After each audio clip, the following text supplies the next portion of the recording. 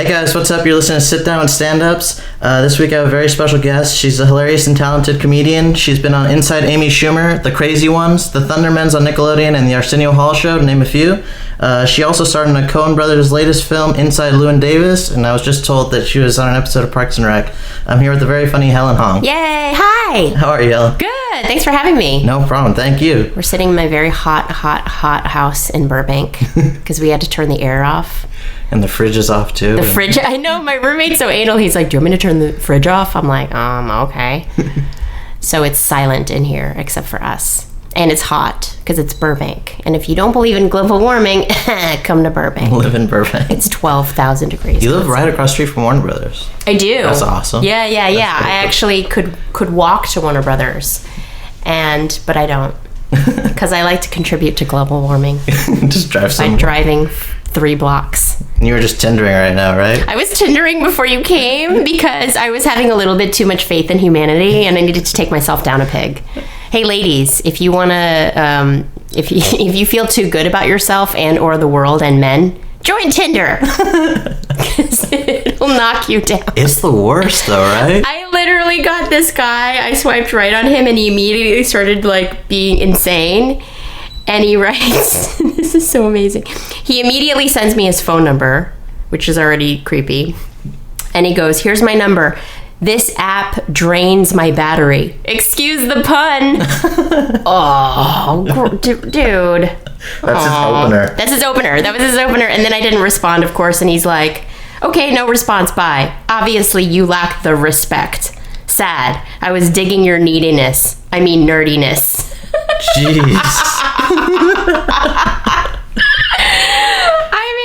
But the good thing I will say about Tinder is at least it's entertaining. Yeah. It's never not entertaining. Oh my god. I had it for like a week maybe, and for men it's totally different though. Like I feel like girls get, crazy people like all the time. For me, I had it for like a week and nothing happened. Like there's just like 2 people maybe that said something. Well, I think, and I talk about this in my act, where men are swiping right to everyone. Right, exactly. And women are much more selective, obviously. Guys are playing their odds, just like... Totally. Men are just... That's why amongst my girlfriends and I, we always say, if you match with someone, we have to wait for the guy to actually make the first move. Right. Because they've swiped on literally everyone, so you're not sure if they actually like you or not. Exactly. They're just like, I would never date you. I just swiped right. Just cuz. And you heard people actually have relationships out of Tinder? Yeah, that's the reason why I joined Tinder in the first place, because I'm not a hookup person. Right. I mean, I'm like, I want a boyfriend, like a serious boyfriend. But the reason why I joined Tinder at all is because I heard a rumor that people were getting into relationships on Tinder. And I was like, oh my God, people are like getting boyfriends and getting married off of Tinder. Nope. It was just a rumor.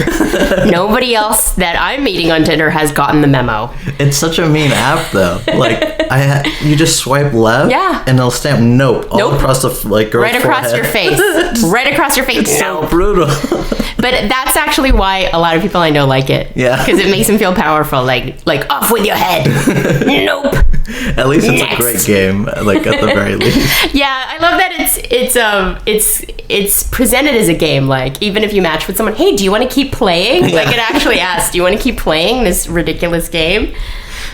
But yeah, like my friend Maria and I are doing it together, and she has had such good luck. Like she meets really nice, respectful guys who like want to take her on a proper date and, like pick her up for the date, and they're really sweet. And I get like, hey, where do you live? I can be there in 15 minutes with or without condoms. And I'm like, oh, gross. What am I doing wrong? Why am I giving off this vibe? It's scary, yeah. Would you like actually go and meet like some of these people? No, that's why I can't believe that it exists. Right, because I don't know any woman in her right mind who would just show up at a dude's house that she's never met before. So dangerous. Or let a dude come to her house that she's never met before. I mean, I'm not a prissy person. Like, if I meet someone in a bar and I think he's sexy, like, I might actually hook up with him on the first night. But I have to meet him first. Right. To at least get the vibe, like, okay, this guy's not a serial killer. He's a person, yeah. He's an actual person. He's not going to chop me up and bury me in the basement.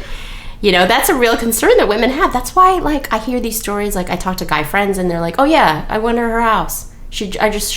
She was like, yeah, come over. And I went to her house and we had sex. Just like that? I'm like, what? Who are these crazy bitches?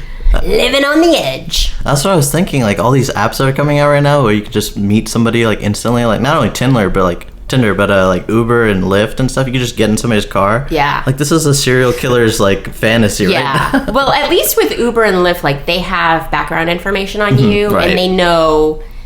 because of your phone, like, they know exactly who picked you up and when. Tinder's a complete crapshoot. Oh, my God. I just can't believe it. I can't believe it. I mean, yeah. Like, I would totally meet up with the guy at a bar. Yeah. But I would never let him come to my house. No. Although I let you come to my house. Yeah, but I have 2 microphones and supposedly a podcast, so that's totally okay. You at least pretended like you have business. But I love that you showed up with an old school briefcase. That's even more concerning than somebody on Tinder. Yeah, actually, I opened the door and you were like, "Hi, I'm here with my briefcase. I have microphones, quote unquote, in it." I'm like, what's with the briefcase?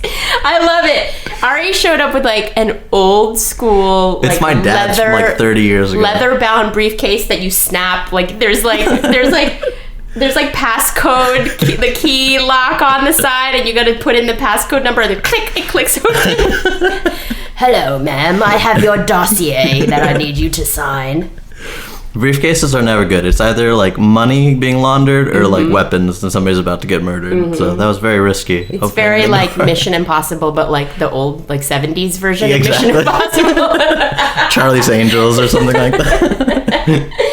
It is very 70s, but I like it. Yeah. It's charming. There's something charming about it. They're like, hello. And then I love that the fact that we're talking into gold microphones. They're gold, yeah. The viewers can't see it. I feel like a pimp.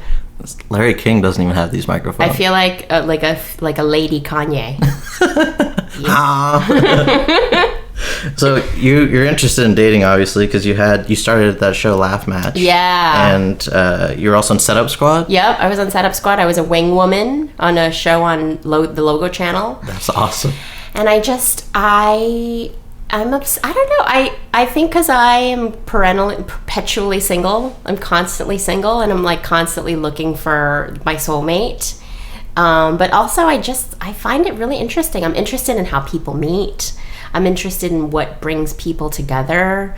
I'm interested in like talking to people who have been married for 50, 60 years and finding out what makes them tick. Right. Yeah. I think because I have kind of a bad history, like. My parents didn't have an amazing marriage. They're old school immigrants, so they were not arranged, but sort of like a marriage of like, well, let's just do it. We got to do this with somebody, so let's just do it, And I have a lot of like loveless marriages in my family. I think that's a very immigrant thing. Yeah. Because divorce is very, very frowned upon. So I have marriages in my family where like the couple has lived apart. Like one member of the couple will go back to Korea, right. And the other one will stay here, and they'll just live apart for 5 years, but they're still married. I'm like, why don't they? No, I totally understand, because my parents are immigrants, too. Yeah. And it's like a bad Craigslist roommate matchup. Like, I don't know how it happened. But they still go stronger than most of my other friends. Yeah. Like, most of my friends' parents are divorced, so this happened to, like, somehow work out. Yeah, and it's interesting with my parents. Like, my parents did go through a patch when I was like in high school and college where they probably should have gotten divorced. Like, it was really bad. They hated each other, were fighting all the time. But they actually, once they got over that was like maybe a 10-year period. Once they got over that, now they're retired and they're like, yeah, it's fine now. Whatever. Yeah, it totally worked out. It works. That's awesome. We just needed to get past the 10 shitty years. Those 10 shitty years. But that's the good part. I feel like that's like the old school marriage that I like admire. Like people actually would work through some. Yeah. And like now, it's like one bad road trip. Yeah. It's over. Peace out. Forget it. Yeah. I think that's like a society we live in now. Is everything's got to be easy. Everything's got to be convenient. Right. If it's too hard or you actually have to put some effort into it, no, people are done. Yeah. Done. What's your ethnic background? I'm Iranian. Got it. Yeah. Got it. So. Yeah, there's probably a lot of similarities. Yeah, I think so. Because my parents are from South Korea. Oh, wow. When did they come here? In the 70s. Oh, my parents did too. Yeah. Okay, cool. Yeah. So it was like growing up. You're from New York, right? Yeah. Okay, so you grew up in New York. I grew up in New York. Were your parents like strict or were they kind of loose? Strict. Really? Okay. Super strict. I was not allowed to do anything. I was not allowed to, ever go to slumber parties and sleep over. I was not allowed to paint my nails. What? Until how long? That was considered whorish. And I'm like, it's just nail polish. And everybody at school is doing it. And they're like, no, only whores wear nail polish. I wasn't allowed to pierce my ears. To this day, I don't have pierced ears. Oh my gosh. I'm probably the only girl that does not have pierced ears because I wasn't allowed to the whole time I lived with my parents. And then by the time I went to college, I was like, at this point, who cares? I've lived this long without it. So I've never gotten my ears pierced. But yeah, like all these things that, it was such a constant culture clash. Right. Like all my friends are getting their ears pierced and they're like, they're whores. I'm like, all my friends are not whores. Calm down.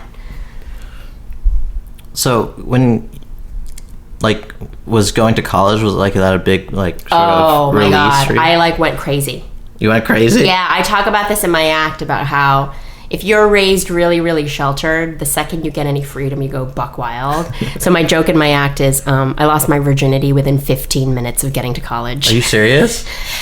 I only slightly exaggerating. It probably literally was within the first 3 days. Wow. Yeah, 3 days. Yeah, because it was the first time I'd ever not slept with my parents in the house. Yeah.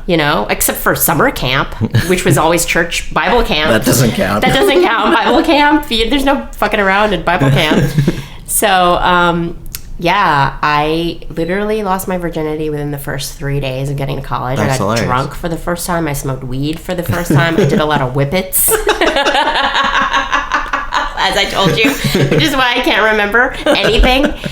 But yeah, that's why. What school did you go to? I went to UMass Amherst. Oh, okay. Which, I've heard about Amherst, so they have whippets parties. is the drug of choice at Amherst. It was when I went there. Yeah, whippets. That's amazing. We would get a canister of the things that refill whipping cream. Oh, yeah. And you just... The whippets is the stupidest drug because it gets you high for 90 seconds and then it's over. And it kills 1,000 brain cells every time. And you're like, that only lasted 12 seconds. I need more.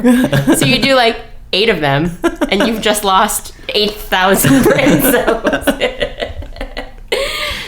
Which is, seriously, that's why I can't remember anything. I can't remember just constantly. I'm like, where am I? How did I get here? What's happening? It's the worst. The whippet's kicking in. What did you study at Amherst? I studied political science and communication because I was going to be a newscaster. Oh, nice. I was going to be Connie Chung. Do you know who Connie Chung is? Yeah. I was going to be You knew about Connie Chung? She's in LA, right? Or was she in... She was national for a bit. Okay, yeah. Yeah, I think she started out in New York as a New York newscaster, but then she went national, so she was Dan Rather's co-anchor for a while. Right, yeah. At CBS, and I thought I was going to be her. Good evening, welcome to the CBS Evening News. And then so that's what I studied in college, and then my senior year of college, I was like, this sucks. This is boring. I don't want to do this at all. This is a horrible job to have. Did you have an internship that made you see I had tons of internships. I interned big places. I entered at NBC News in Washington D.C. I had an intern at a film production company in New York. So I had all these internships, and I saw you don't just become Connie Chung. You have to be a reporter first, and the way that the business is set up, you have to start in a really crappy market. So when you get out of college, they pay you $14,000 to move to, Peoria, Illinois, and you're doing the local news in Peoria, Illinois, or name some shitty tiny town where nobody lives and nobody cares. And you're like, this is Helen Hong signing off from Nubiala, Nebraska. Wilson, Missouri. And there was cow tipping today. That's literally... That's the news. That's the news. And more cows were tipped. Signing off, Helen Hong. So I was like, this keeping the dream sucks. This is... I don't want to do that for 20 years until I make it big enough to be Connie Chung, you know? But at that point, I was a senior. And I was like, too late to change my major. So I ended up moving to LA after college and getting into TV production. That's what I did. Okay. And I worked on a lot of reality shows and things like that. Cool. I started as a PA, and because I didn't really have any other skills other than broadcasting. Right. But I'm glad I did that. I'm glad Yeah. I didn't go the news route, because I don't know if I would have ever come to stand-up comedy, like, because news is such you have to be so serious, and you have to be so in a box. You know what I mean? Like, you can't be on the evening news being like, popping jokes. Hey, so there was some cow tipping, and I wish I was part of that. You just can't be jokey. Right. So I don't know. I'm not even sure if I ever would have been drawn to stand-up comedy if I had been in the news business. Yeah. Because I would have always been trying to be really serious. Well, Brian Williams apparently was a comic, like, when he was starting out. He's hilarious. He's surprisingly very funny. Very funny. Every time he's on Fallon, I'm like, He kills that guy's it. hysterical. Yeah. Yeah. Yeah, but look at how serious he has to be Exactly. on his day job. Yeah. So When did the comedy kick in? Was it around the same time in college, or? No, I actually was a TV producer for a good few years wow. before I ever. But the fact that I was, TV producing is very a loosey-goosey job, and you can be as silly as you want behind the scene. You're not on camera, so you're like, making my coworkers laugh and things like that. And I think it was a few years of people being like, Helen, you're really funny. You should do stand-up, or God, Helen's such a comedian. There's a lot of that. So. I actually took a class in New York City at Caroline's, which is one of the biggest clubs in New York. And I didn't know you could take a stand-up class. I didn't know stand-up was a job you could do. I didn't know that was an actual profession. I didn't grow up with a history of stand-up because my parents didn't listen to comedy albums or anything. So I barely knew who Richard Pryor was. I barely knew who George Carlin was. And I feel like still to this day, I'm still trying to learn. Yeah. Because a lot of people are fans of comedy before they do. I was not a fan of comedy before I did stand-up. Like, I did stand-up for the first time, and I was like, damn! When am I going to get my sitcom? Because I'm ready. I'm ready. Like, I just didn't know anything about... Good to go. Yeah, I was good to go. I didn't know anything about the business. But, man, I took that class, and the graduation for that class was in front of our friends and family. Mm-hmm. And it was a big audience. It was like 250 people. Like, we had brought a lot of friends and family. And I was so nervous. But I went on stage, and the second I got that first laugh, it was like meth and crack and cocaine and heroin. All the whippets rolled into one. I was like, this is amazing. I have to do this every day for the rest of my life. That's awesome. So it was like you took the class, and at the end of the class there was like a showcase? Yeah, graduation show. Okay. Yep. But, that was our first real performance. And that was like your first big laugh that you got? My first joke, I got that first laugh, and I caught the bug bad. Wow. Like, I literally, it was like the heavens opened. Yeah. And I was like, you know what? I have to do this every day for the rest of my life. And I have. That's amazing. Yeah, I have. I've never stopped. And did you play Caroline's like right away, or did you? No. Because mics? New York's a really hard town to start. It's very. you're every night at the clubs. It's like Dave Attell and Jim Gaffigan and the giants of Tom Papa. It's like the giants of comedy are on stage every night. So you don't just start playing Caroline's, as an open micer. But yeah, I did bringer shows. I did open mics for that first year. I actually quit my day job for 6 months and just did open mics. Wow. And so at one point, I was doing 5 mics a night. Oh my God. For 6 nights a week. That's so that's amazing. why people say, well, you got really good really fast. And I'm like, oh yeah, I was committed. I was really committed. And that's the beauty of New York. Yeah. I was going to say, you can't do that here. The fact that you can. Yeah. You can literally do 5 or 6 open mics a night. Wow. Every night of the week. That's amazing. Yeah. So that's why. And I literally quit my day job for 6 months, and I just did mics and mics. And just dug into my savings. Yeah. And was not making any money at all. But I knew it's what I wanted to do. I knew it's what I wanted my profession to be. So I took it really seriously. And after the 6 months, were you like, did you have like enough where you were like ready to go and start getting paid I was gigs? good. Yeah, I was pretty good. And I started getting paid gigs probably 2 years in. Okay. Which is, That's really quick. Yeah, really quick. But again, considering that I had, because people ask me how long I've been doing stand-up, and I'm like 9 years. But 9 years in New York City.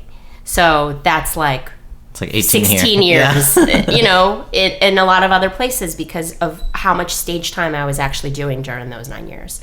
So I've been really fortunate that I could cram in a lot of stuff in a shorter amount of time. But yeah, I got pretty good. I got not great, but I got much better at a young stage. Right, yeah. And I started getting paid as a paid comic about 2 years in. I got a manager shortly after, and I was doing road work in the New York area. So that's the beauty of New York too, is you can do a lot of road work. You can make a living just playing Connecticut, New Jersey, Pennsylvania, Long Island. They're all accessible on the train, and they're all on the road. Yeah. And you make a decent amount of money, so you can actually make a living doing that. And that's what I did. Yeah. Wow, that's amazing. Yeah. Was it like kind of terrifying though at first, like to start stand up in New York? Terrifying. Yeah, I'd imagine. Terrifying. It's even more competitive than LA, yeah? Or is it like just about the same? I would say, yeah. I mean, LA is different because you're competing for fame, sort of, right? Okay. You're competing for like TV jobs, Right. And TV writing jobs and acting jobs. You know, that part is competitive.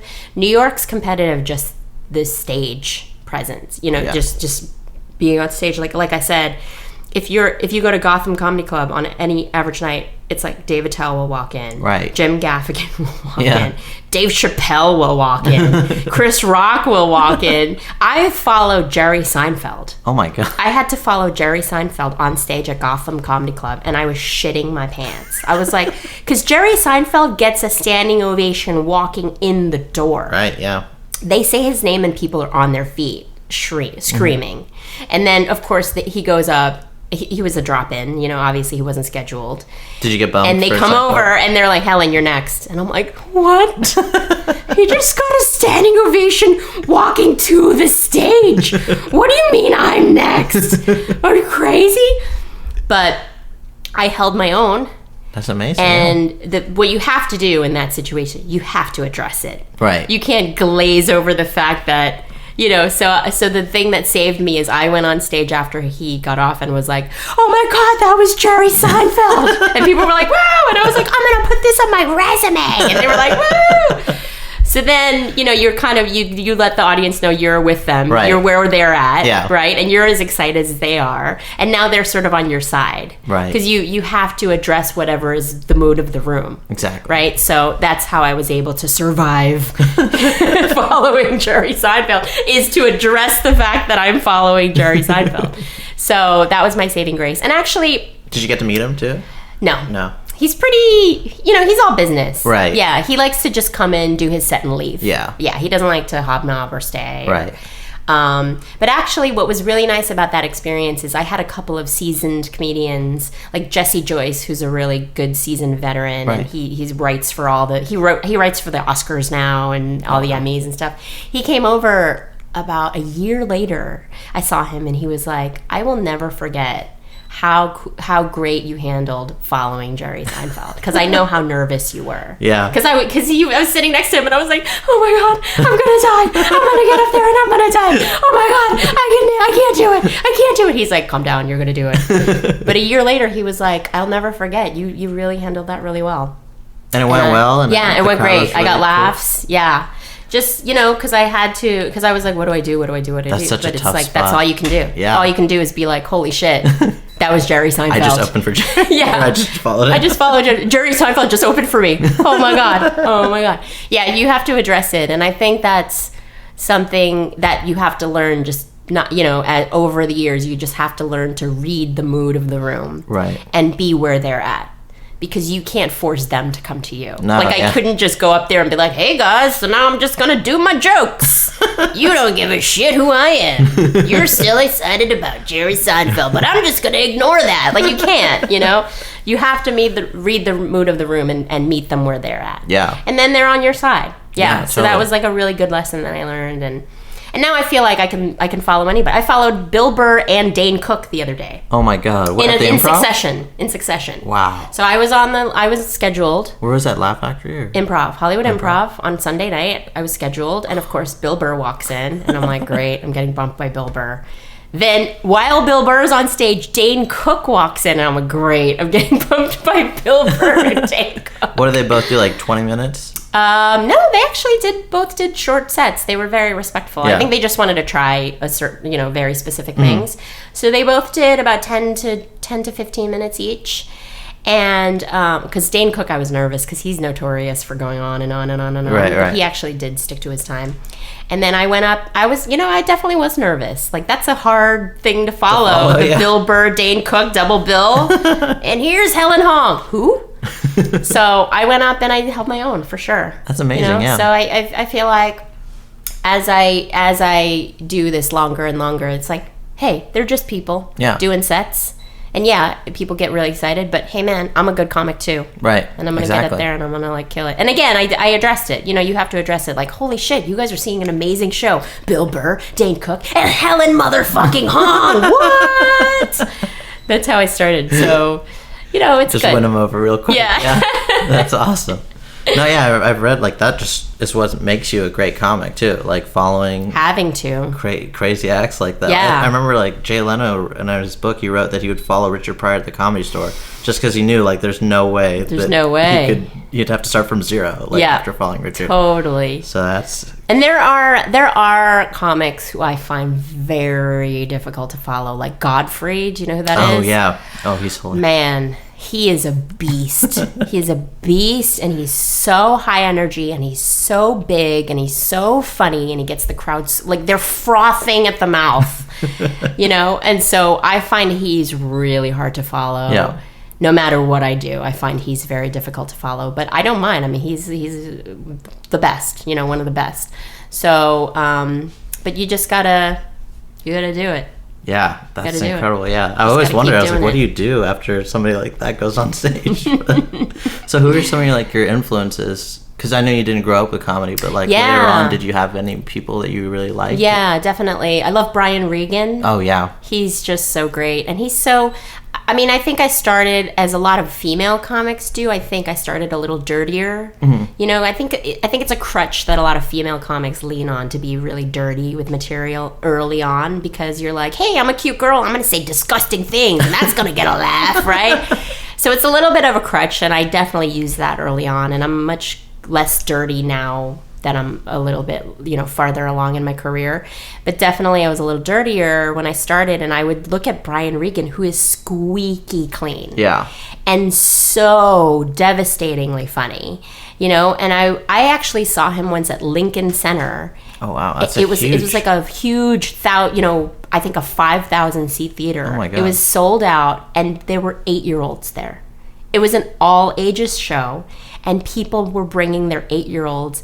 And the 8-year-olds were dying laughing. That's how clean he is. It's a family event, yeah. Totally family event. So, people would bring their grandparents and their children, their small children, and everyone would enjoy the show. And I just thought, man, that's a real skill.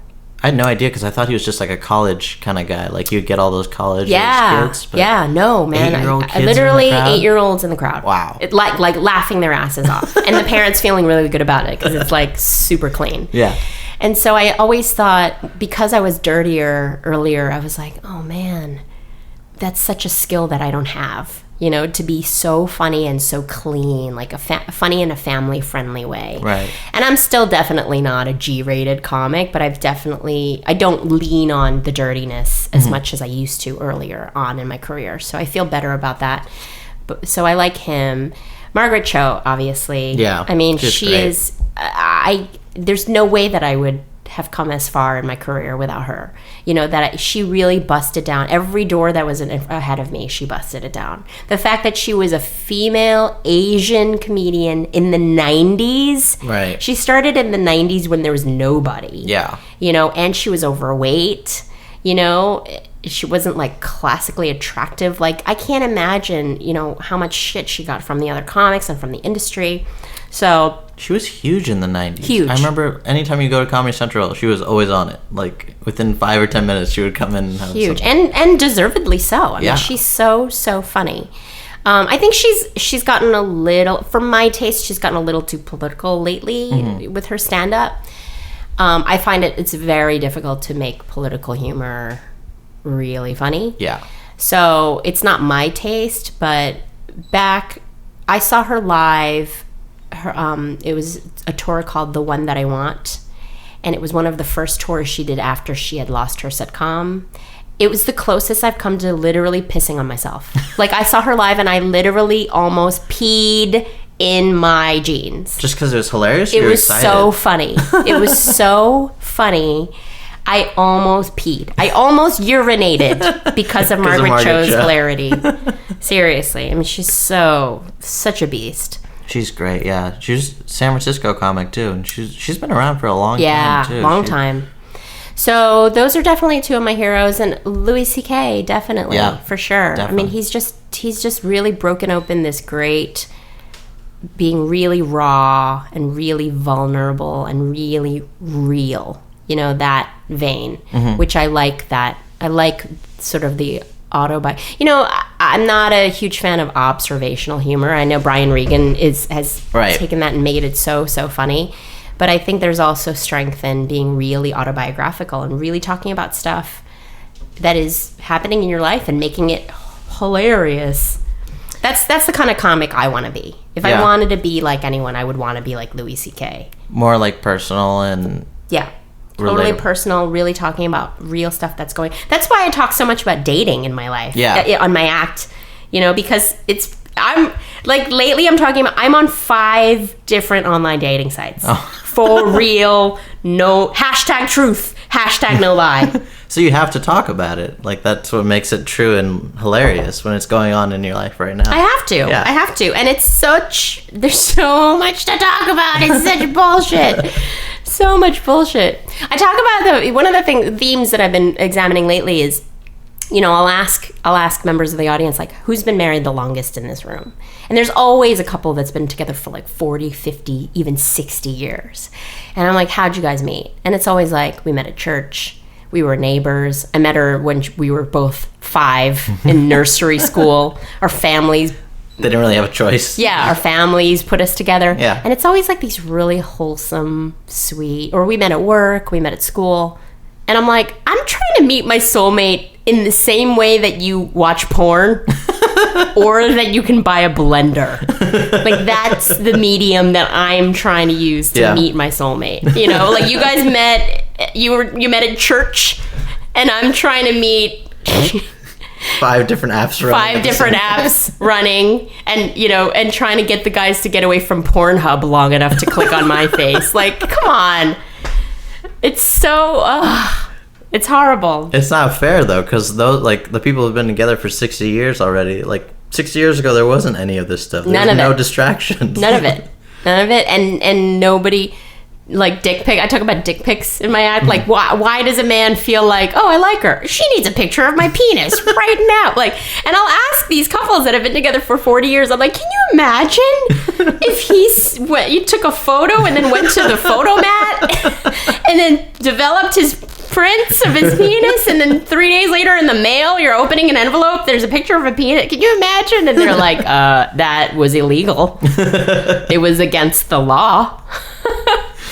Oh my gosh. I feel like part of me feels like I'm a little from a different era. Yeah. Because I like going on a proper first date. I like when a man asks a woman out on a proper first date. Mm-hmm. Like, hi, I think you're very pretty. Would you like to have a drink with me? I love that. Yeah. It doesn't have to be dinner.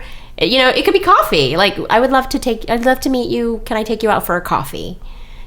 I love that. Yeah. And it's so, that apparently that's just, no. No, it doesn't happen. Well, I think that there's like, it's half of us are still like that, and the other half are into this like crazy dating Tinder sport. Yeah. And then, but for whatever reason, like, there's no like cross section or whatever. It's crazy. It's either you're all the way over here or you're all the way over It's true. Like, I went on a date with a guy who I met on OkCupid, which is one of the sites that I'm doing. And he's much younger than me. He's 26. I'm not going to tell you how old I am, but I'm not 26. And the reason why, and I usually don't go for younger men, but I agreed to go on a date with him because he was so respectful. Mm-hmm. He was like, I think you're so pretty. You're very funny in your profile. I would love to take you out sometime. I was like, oh my God, that's amazing. I haven't heard that in months. That's incredible that being. you actually said that in a proper way. Yeah. Yes, absolutely. Please do take me out. But now I feel like, again, we live in this era of shortcuts and no one wants to do any work. So literally the average message I get online is, hey. Then you have to just go from there. Hey. Really? Hey? Or it's, hey, with like 30 Ys. Like, what do you want me to do with hey? It's a really weird and horrible time to be dating. Horrible. That's Aziz Ansari. He like studies this stuff. Like he holds like conferences and like colleges and like just totally surveys everything. And I love it. I love what he's doing. Yeah. I actually recently I've had to be careful to watch his stuff.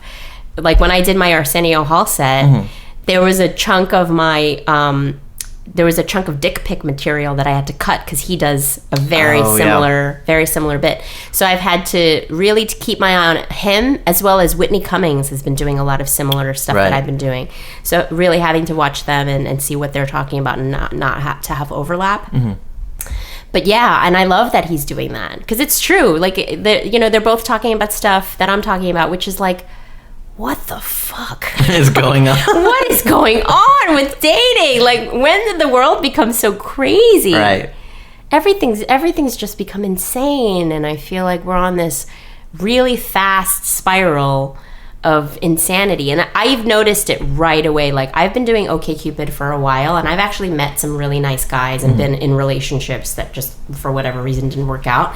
But I met decent men on OkCupid, but the second that Tinder came on the scene, just ruined everything. I noticed right away it's like a Tinder effect. Yeah. There's a Tinder effect on all the other dating sites where now they all think it's Tinder. Yeah. So now OkCupid, which I thought was a proper dating site, they're like, hey, where do you live?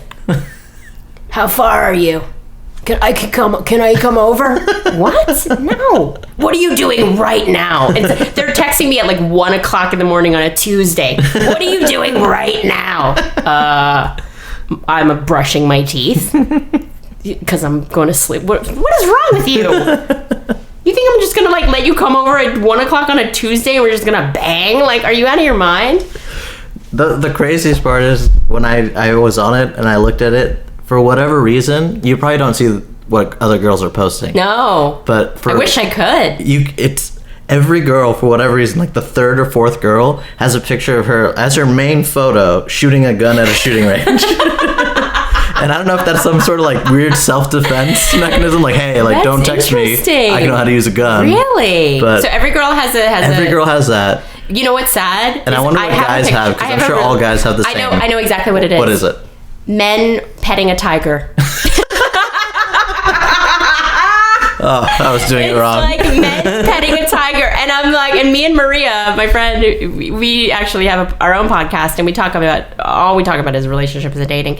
And she's like, what is up with the men petting a tiger? Like, where is this mythical petting zoo with large cats that every man on Tinder has a picture? It's like, I like animals, but I'm also dangerous. That's crazy. I can tame your pussy, baby. I think that's subliminally what it's supposed to be saying. That's exactly what it is. I could be the master of your pussy. Okay. Great. Oh my gosh. It's ridiculous. I'm glad you told me about the gun thing, because I personally have a photo of a shooting range. And I've never posted it on an internet site, but I'm like, I should post that picture. What is it? Just like, that's a cool picture of me. I look like a badass. I'm shooting a gun. No, I was talking to my friend about that, and it's like, oh no, it's like girls want to show, like, you know, they're one of the guys that would like to go and use guns, and I was like, it's either that or they just like, it's complete defense mechanism. Like, no, I think it makes us feel sexy. Yeah. Like, there's something about a hot chick with a weapon. You know, it's like I don't know, Kill Bill. Exactly. Or Princess Leia holding a laser, you know. It's just frightening in real life when I'm on Tinder. Like, oh, is she going to bring the gun on the date? It's hot in films, but in real life, that's scary. Very scary. And it's always hiking. I like to go hiking, and I like to eat like burritos. Which is, if we did on one date, eating a burrito and going hiking would be a nightmare. We'd have to stop so many times. We would have to go on a hiking trail with lots of bathrooms. I don't know anybody that actually hiked before all this online dating stuff happened. You know what I hate? So huge now. You know what I hate is every girl will say, live, laugh, love. Oh, yeah. Some version of live, laugh, love. And every guy will say, I'm living life to the fullest. I'm a glasses half full kind of guy, and I am living life to the full. I am like getting the marrow out of the bone of this life. And it's like, whoa, dudes. Whatever happened to like just getting through the day? Are you employed? Like, what about like real things? Do you do your laundry? Is that part of your living life to the fullest? Yeah, I just think, it's such a weird time. Such a weird time, and I think that we spend so much time projecting this image, you know, and it goes back to Instagram and Facebook. Right. Like, it's all propaganda, right? Because exactly. we want the world to think that our lives are amazing. So we only post like, I'm doing this awesome thing, and I'm doing this awesome thing, and I'm taking pictures with these great people, and look at how much fun I'm having. It's like, no, dude. You're not doing it. Sometimes you just gotta be like, yo, I'm doing laundry. Exactly. I'm washing the dishes in my underwear, and like not a lot of shit's going on. No, the other day I was just sitting on the couch and my friend was there too, and I couldn't get reception all day, but I had done something earlier, like I went to like a lake or something, and I couldn't upload it all day. And you were upset. So finally I was able to upload it, and he looked at his phone too, and he's like, dude, you're not at the mountains right now. You're just sitting on my couch. He's like, I thought you were way cooler than this. And I was like, oh, okay, I get it. Like, it's not right now. Calling me out. So, yeah, it is a weird... But, like, Aziz talks about a lot of this dating stuff, and you got to work with them. Yeah. And you got to work with him on Parks and Rec. Yeah. That's amazing. I shot scenes with him for a part. I'm going to be in the season premiere of season 7 of Parks and Rec coming up, which is very exciting. And all my scenes were with Aziz and Adam Scott. Both very good actors. And very, very nice on set. Yeah. Very cool. I didn't get to talk to him too much about stand-up. Like, we chatted a little bit. He's like, I'm doing the Oddball Fest, which is a great, huge outdoor venue with, the biggest comedians in the world are on it. And I was like, oh my God, that's amazing. That's so cool. And I know the least famous comic on that, on the lineup is a friend of mine, Grant Cotter. Oh, yeah. And I was like, oh man, my friend Grant is so excited to be doing it. And he's like, oh, that's great. So we chatted a little bit about that, but I wish I had more time so that I could ask him about the dating stuff, because I do think he's doing really interesting work, and I like it when stand-up teaches me something or makes me think about things. Like Chris Rock is another great philosopher of relationships. Exactly. The things that he says about the differences between men and women and marriage versus being single, and it's just it makes me think like, oh yeah, that's true. Like, I still think about his bit where he's like, women can't go back in lifestyle and men can't go back sexually. So ladies, if you're gonna have a threesome, you're having a threesome every time.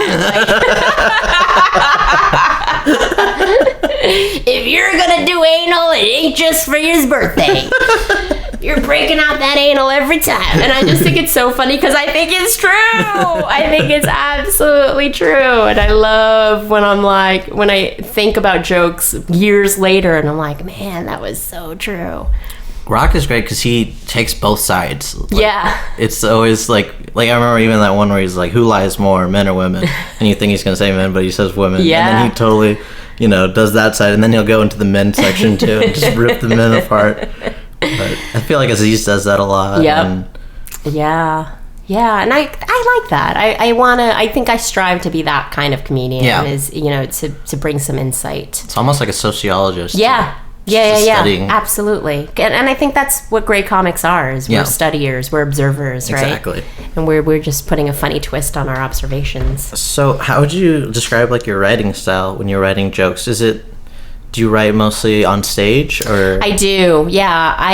I'm not a very disciplined writer, and I have had periods in my career where I did really try to force myself, because I know some of the people that I respect the most are really disciplined writers. Like, there's a comic in New York named Ted Alexandro, who's actually a regular opener for Jim Gaffigan, and he's brilliant. Yeah. And he has some of the smartest jokes, and I know he sits down every morning at a coffee shop and writes for 2 hours. Wow. And he, will read the paper and he'll read what's going on and he'll just force himself to write every 2 hours. I heard that's what every Seinfeld day. does too. Yeah. He just drop it and just. And write I love 2 hours. that. But when I've tried to do that, it's like thud. Yeah. Nothing funny is coming out, and my mind wanders, and I just can't. So for me, the best bits actually come from if I'm telling my friends a story, like an actual thing that's happened, like, oh my God, you can't, and they're like cracking up, and I'm like, oh, there's a bit. Yeah. So that's how I write, and also stuff that I just find enraging. Which I think is true. Like, if something's pissing you off, that's going to make a great bit. Or if something's making you, like, feel anything, dramatic or out of the ordinary, that's the basis of a good bit. So do you take those ideas and then try to, like, sprinkle jokes within them? Or do you just tell it until you can find sort of, like, the rhythm? I'll do both. Okay. I'll do both, where I'll turn it around in my mind, or I'll just start thinking about it, or telling friends or people in my life a story is a really good way, because, why did I become a comic in the first place? 'Cause Right. I'm a naturally funny person. I'm funny when I'm just telling stories. Exactly. So that's for me the best and most organic way of coming up with a bit is if I'm just like, how would I actually tell this story to my sister or my best friend? And there's going to be funny in there, and I just have to dial that up a little bit. Yeah, so that's the best bits. The bits that endure, I find, are when I've written them that way. Yeah. Whereas if I can force myself to write in a style that I think other people write, and those are never the most enduring bits. And they're just too, like, close to a script, kind of. Yeah, like I've tried to write jokes. Yeah. Because I love a joke, and right. I love comics that do like set up one-liner guys. One-liner guys, or observational stuff, or like very set up punch things, and I love that. I enjoy it when I watch that.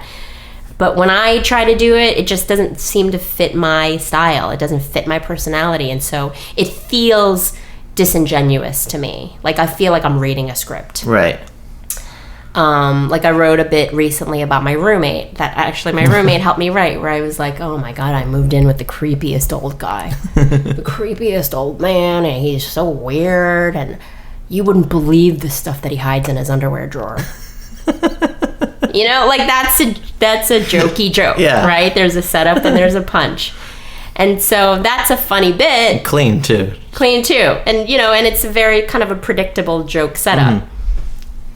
And it gets a laugh every time. Yeah. Absolutely. It does well. It's a good joke. But do I feel it when I tell it? Nope. Right. It's like, there's, I think I feel it more if I was telling that real stories of why I had to move in with a creepy older guy, in Burbank. Like, there's backstory to that. That's more resonant with me. Yeah. Than like, oh, this creepy old man, and you wouldn't believe the shit he hides in his underwear drawer. But So it's hard to sort of believe in the jokes, whereas like for me, if it's happened in your own life, it's much easier and more relaxed. Yeah. Exactly. That's really cool. Yeah. And, so when did you move to LA? I've been here now for 2.5 years. Okay. Yeah. Fairly new. Yeah, I moved in January of 2012. Okay, cool. So 2.5 years, Yeah. and I love it. It's been, it's such a testament to if you take a leap of faith, you'll be rewarded. And I totally believe that, because when I moved, I didn't have a job. I didn't have a gig out here. Wow. And my New York, colleagues were like, wait, you're moving to LA with no gig, no job, no nothing. You're just going to move there. You're going to have to start over as a new comic there. And I was like, yeah, I know there's going to be some level of that. And they're like, you're not going to get the work that you've been getting out here. And I'm like, yeah, I know. I'm willing to do that. But so I took a leap of faith. I moved here with nothing, I had nothing here waiting for me, and I just knew that I was going to have to work hard and kind of start over. In New York, I'm very well established. Yeah. Everybody knows me. I work the best clubs in New York, That's so hard, though. So when you say you work at Caroline's or the Comedy Cellar, you come over here. Totally. You can't just go on the improv. Nope. You have to do Nobody auditions knew who all I over was. again? Yeah, nobody knew who I was. I wasn't welcome at the Improv or the Laugh Factory, any of those places, the biggest clubs in town. Like, nobody knew who I was. That's crazy. And I did have to start over, and I did have to prove myself. But the rewards that I've been reaping. Now it's 2.5 years in, and I play every club in town. I played Laugh Factory last night. I was at the Improv following Dane Cook and Bill Burr on Sunday night. You're on Parks 3 and nights Rec. ago. I'm on Parks and Rec. That's amazing. Like the things that I've been so well rewarded. I got to meet Robin Williams. I worked on The Crazy Ones. I got to meet Robin Williams like 6 months before he died. Wow, yeah. You know what I mean? Like these are things that if I was in New York, I would know exactly what I'd be doing in New York. The same shit that I was doing 6 months before I left New York. You know, same clubs, same things. You know, maybe a little more, but not dramatic, amazing things, you know, which have happened to me since I moved to LA. Like dramatic, amazing things have happened to me. You know that Coen Brothers movie that I booked? Yeah.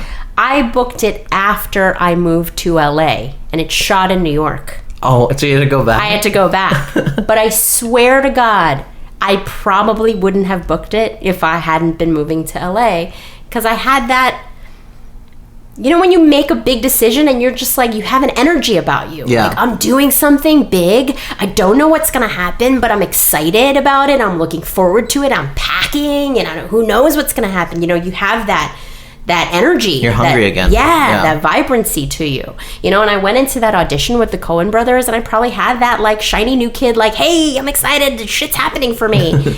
You know, and I think that's why I booked that movie. And I was amazing. like, hey, I have to fly back to New York and work as a local out of pocket. No problem. No problem. It's a great movie, too. Thank you. Was it really fun to work on? So fun. Yeah. So fun. They don't give any direction, which is kind of scary. Is there like a script then you just kind of vaguely improvise over? Or? Yeah, like no, it's scripted, okay. and you have to stick to the script. Right. They don't. I think they must probably improv with John Goodman, but everybody else, you know, in my scene, they wanted to stick. But what do you mean by close. no direction? It's just like you just like directors will sometimes come over and be like, "Can you try that a little more softer, or be a little bit more quizzical, or be a little bit more bewildered?" Right. Nothing. They just. That's amazing. I think that's a testament to them that once they pick you because they trust you. Mm-hmm. So you do whatever you think you think needs to happen. That's so cool. Yeah. Which terrified me because I'm a comic, so I need constant validation. Like, was it okay? Was it good? I can do it bigger or smaller or softer or whatever. You just give me something, feedback, any feedback. But they were very. You know, they obviously gave some direction to the lead, Oscar Isaac, who's a brilliant actor, but there were 6 other people in my scene, and they didn't say anything to any of us. Wow. So they just kind of let us do... That's so cool, though. Yeah. So it was... It's like they're the directors. They're not going to get involved too much with the actor. Like, just do their own parts. That's so cool. And how long was that shooting for that? Like, a couple... Just for me, it was just 2 days. 2 days? Yeah. Because I was only in 2 scenes. Yeah. So 2 days, and it was really fast. That's awesome. They're very efficient. And you got to play more clubs out in New York, too, while you were there? Yeah. Cool. That's awesome. So it's been going so well. I mean, I'm so blessed. But I really think it's because I made a leap of faith. And now that I know that you came here a couple of years ago, that was the same year that Huffington Post put you at the list of... Yeah. What was it? The female comedians that they love? Yeah, totally. That's awesome. Yeah, that was really cool. You know what is more recent than that, which was the coolest... before it was announced that whoever was going to take over for Letterman, Huffington Post did a list of like the best, like they were like a female should a woman should be the head of a were you late on night. I was on that list. Oh my gosh. They picked like the top I think it was top 25 female comedians that we think should be on late night television. I heard like Maya Rudolph was up for it. I was like the least famous person on that list. That's amazing. And it was BuzzFeed. And they didn't tell me they were doing it. Yeah. They didn't ask me beforehand. Like, I literally found out because a friend of mine was like, oh my God, Helen, you're on this incredible list with all these amazing female comics. It was like Chelsea Handler and Maya Rudolph and Amy Poehler and me. I was like, oh my God, holy shit. That's so cool. So it was so cool. So cool. So I can't complain. Things are going so well. Did you ever get to do a spot on Letterman? No, I haven't done a spot on Letterman. I'm not pursuing a spot anymore. I don't feel like my comedy is really along the lines of what he likes. I do want What to does he like? Does he? He likes he likes what we were talking about, more setup punch, Okay, jokey, yeah, right. a little bit more not personal stuff, more like observations about the world. Like Right. if you watch the comics that he has, they're a little bit more, what's a good word? I don't know. I don't want to say vanilla, but just a little more less neutral. Yeah, kind of, yeah. exactly. More neutral topics and stuff like that. Right. And definitely not online dating from a Asian American female perspective. Let's say that. Well, most of his audience is old too, so they might not even have heard about Tinder. Exactly. Oh yeah, they definitely. He doesn't know what Tinder is, and none of his audience does. So I'm not pursuing that. Tonight Show would be amazing, though. Tonight Show would be amazing, and I would love that. And I think I am. My comedy's way more along the lines of Fallon. Yeah. Fallon's such a great fan of stand-up comics too. Yeah. That he, I have this great story about Fallon where I was emceeing a bringer show in New York a year before I moved.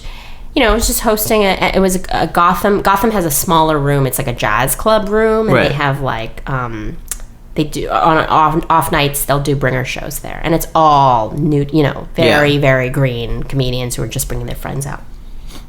So from a comedic perspective, it's not great. Right. It's not a must-see show. Well, apparently Fallon lives in that neighborhood. He lives around the corner from where that room is. And so he wandered us in one night with his wife, and it's Jimmy Fallon. I'm like, hey. When he's still on late night? Yeah. Yeah. Still on late night, before he got the Tonight Show. But still, like, he's Doesn't Jimmy make- Fallon. yeah. He's doing great. So I'm like, hey, welcome. Thanks so much for stopping by. Do you want to do some time? I'm the host. Yeah. So I'm like, do you want to do some time? And he's like, no. I just want to watch the show. That's awesome. And I was like, well, I just want to let you know it's new talent. So, it's going to be a lot of younger green comics. And he's like, great.